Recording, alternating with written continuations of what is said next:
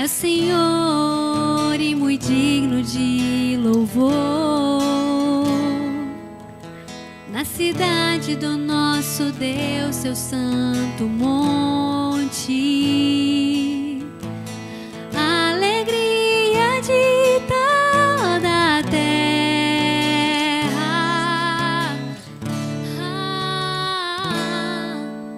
Grande é o Senhor em quem nós temos a vitória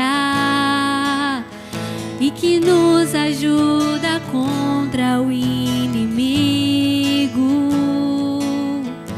Por isso diante dele nos prostramos.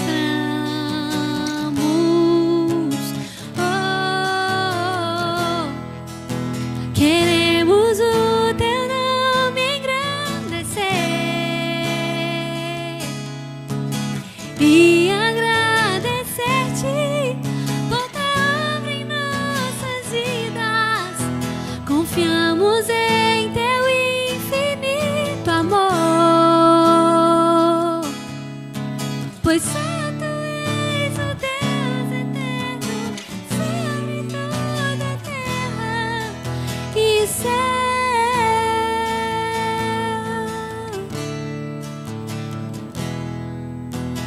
Grande é o Senhor e muito digno de louvor. Na cidade do nosso Deus, seu santo monte, a alegria de toda a terra.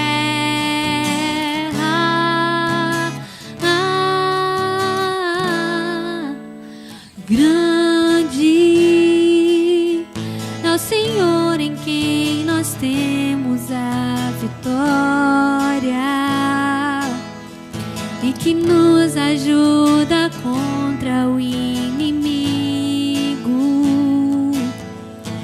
Por isso diante dele nos prostramos.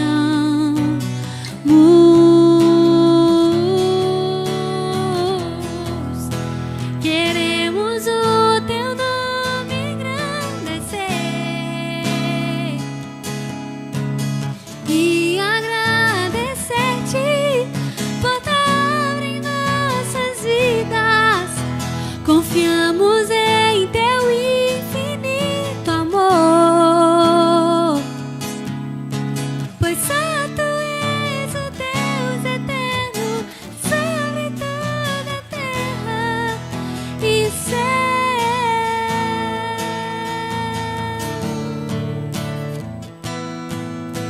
Queremos o teu nome engrandecer e agradecer-te por tua obra em nossas vidas. Confiamos em teu infinito amor, pois só tu és o Deus eterno sobre toda a terra. E só tu és o Deus eterno sobre toda a terra. Só tu és o Deus eterno sobre toda a terra e céu.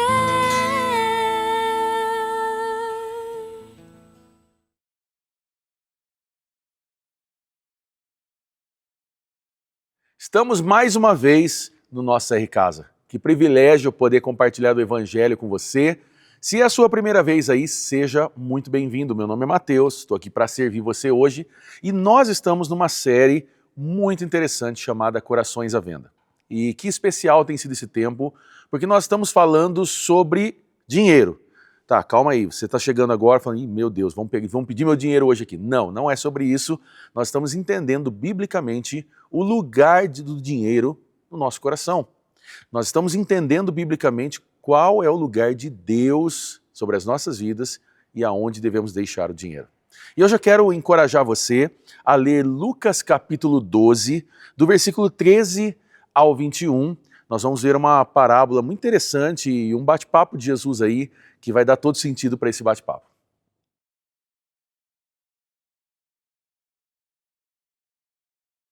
Bom, nós estamos diante de uma história muito interessante aqui, pois Jesus agora está fazendo um discurso. Se você ler o capítulo 12 inteiro, você vai ver que Jesus estava conversando, o versículo 1 diz que havia muitas pessoas, que as pessoas se atropelavam para ver Jesus, e agora ele está conversando com os discípulos, ele está dando algumas direções, e ele está conversando nesse tempo aqui, falando sobre o temor a Deus, ele está falando sobre a confissão diante dos homens, ele está falando sobre a eternidade, ele está falando sobre a suficiência do Pai, e nesse momento agora, chega esse rapaz aqui dizendo: mestre, dize a meu irmão que divida a herança comigo.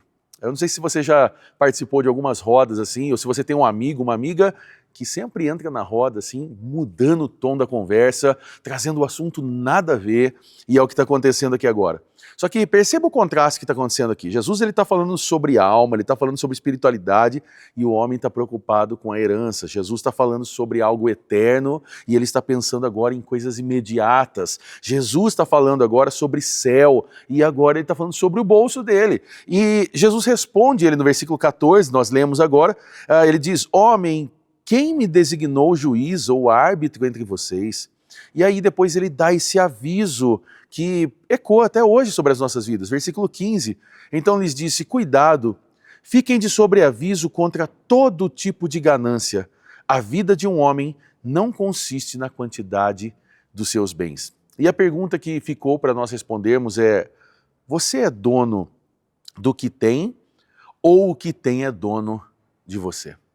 Essa é uma reflexão que nós precisamos fazer diante do dinheiro, porque o dinheiro é algo que nos faz bem, isso é fato. Quando nós temos dinheiro, nós vamos num restaurante melhor, nós compramos uma roupa melhor, nós viajamos para um lugar melhor, nós presenteamos de uma forma melhor, nós ofertamos, nós dizimamos de uma forma melhor, mas o ponto é que, por muitas vezes, o dinheiro ocupa o nosso coração como um Deus. Semana passada nós falamos sobre isso, lembra que Jesus estava falando que nós não podemos servir a dois deuses, não podemos servir a Deus e a Mamon. O que é Mamon, Mateus? Mamon é dinheiro elevado à capacidade de divindade. Nós entendemos que Mamon não é um espírito maligno, não se expulsa, não se repreende, não joga óleo em cima da cabeça, não faz nada. O que nós fazemos com Mamon? Nós entendemos que nós lutamos contra esse sistema desse mundo, porque Mamon, na verdade, é quando nós nos curvamos ao dinheiro. Então, nós sabemos muito bem, você sabe muito bem, eu sei muito bem,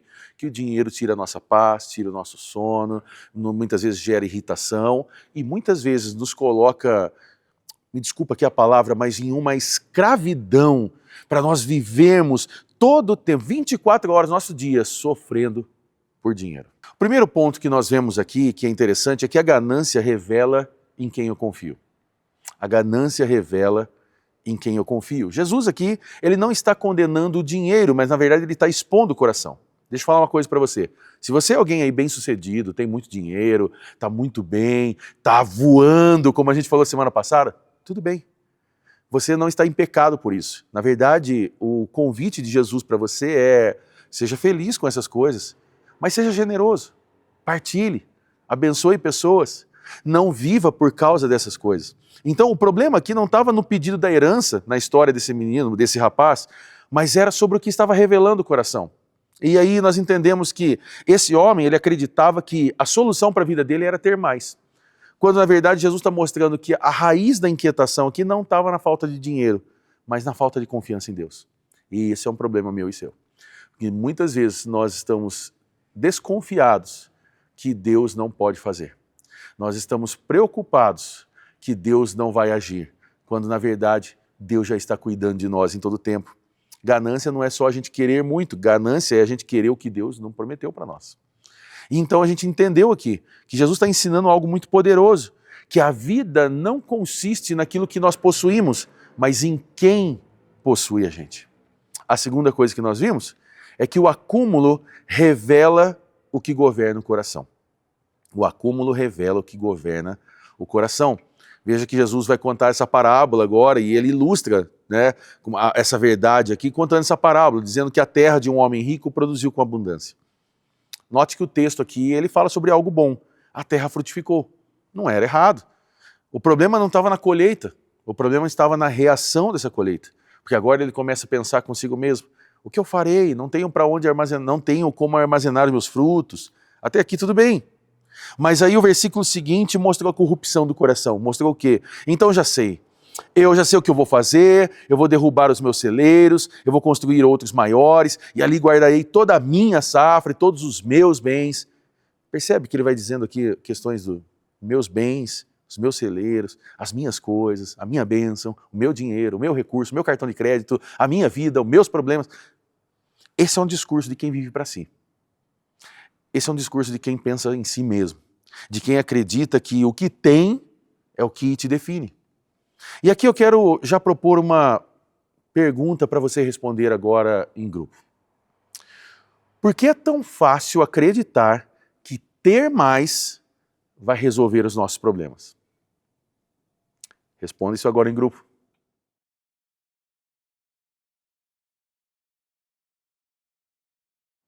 O fato é que a gente sempre quer um pouco mais. Um aumento salarial, uma viagem a mais, uma férias um pouquinho mais longa. Não é o problema nós trabalharmos para conseguir essas coisas. O problema é quando essas coisas começam a nos definir. Esse é um grande problema. E então, nós voltamos aqui na mensagem, nós estamos no ponto 2, que o acúmulo revela o que governa o coração. E a gente viu que essa conversa, ela vai se avançando. E é interessante que esse homem agora chega num discurso trágico. Ele diz, direi a mim mesmo, você tem grande quantidade de bens armazenados para muitos anos. Descanse, coma, beba, se alegre. Perceba que ele está conversando com ele mesmo. E Deus responde nessa parábola, louco, essa noite te pedirão a tua alma, e o que tens preparado, para quem será? Percebe que o homem está chamando de sucesso aquilo que Deus está chamando de loucura. É loucura pensarmos que ter mais, obter mais, viver por essas coisas vão nos definir ou vão dar a certeza, a tranquilidade, a estabilidade da nossa vida. A parábola aqui ela termina com um alerta. Assim acontece com quem acumula bens para si, mas não é rico para com Deus. Então o que a gente entendeu aqui é que não é errado ter muito. Como eu disse, se você é alguém que possui riquezas, glória a Deus por isso. O problema, o perigoso é quando esse muito nos tem. Esse é o problema que o Evangelho está nos confrontando no dia de hoje. E então chegamos ao último ponto, que é a vida não está no que se guarda, mas no que se entrega. Jesus ele finaliza essa parábola agora mostrando que o verdadeiro tesouro aqui não é o que se acumula, mas é o que se reparte. Não é o que se guarda, mas é o que se entrega. E a gente começou a entender isso porque quando a gente chega para ver a vida de Jesus, a gente percebe que ele exatamente viveu isso. Jesus tinha tudo, mas ele abre mão de tudo. Jesus era aquele que tinha glória, mas ele escolhe o sacrifício. Jesus é aquele que tinha o direito de ser servido, mas ele decide servir o outro. E a gente entende aqui que o Evangelho, na verdade, é uma história de um Deus que abriu mão de tudo para que nós fôssemos livres de tudo que nos prende. Quando Jesus ele morre e ele ressuscita, ele quebra esse poder de Mamon. Porque agora o nosso valor não está no que nós temos. Jesus não olha para você aí hoje, tipo, esse aí tem um carrão, aquele outro tem um carro popular. Esse aqui mora numa casa de muitos metros quadrados, aquele ali mora num apartamento pequeno. Jesus não olha dessa forma, porque na verdade o nosso preço está em quem nos comprou, o nosso valor está em quem nos comprou. Não é sobre o que nós temos, é sobre o nosso preço diante da cruz. Mateus, qual é o meu valor? O seu valor é preço de sangue.